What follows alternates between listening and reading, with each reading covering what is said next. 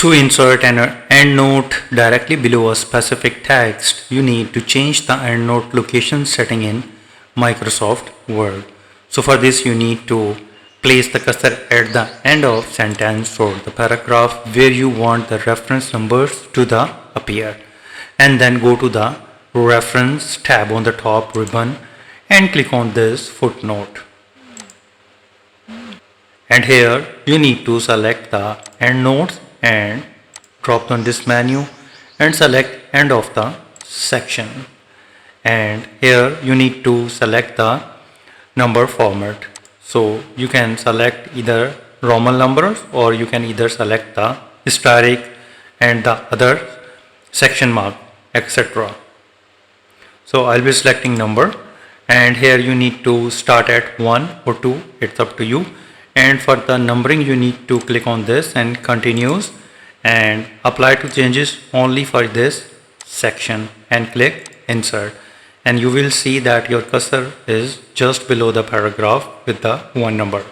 And here you need to put the endnotes. So type the author name, first and last name, for example Matthew P.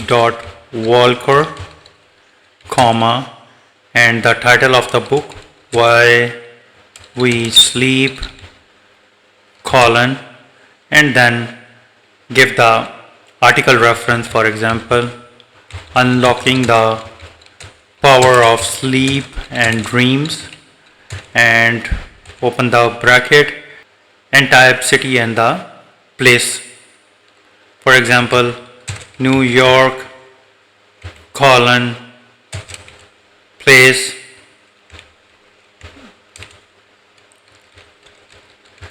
and year of publication 2026, close the bracket, comma, and give the page reference where you took the information.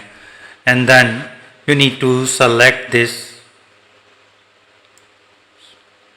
area and go to the home and make it italicized. So this way you can easily insert endnotes at below text paragraph.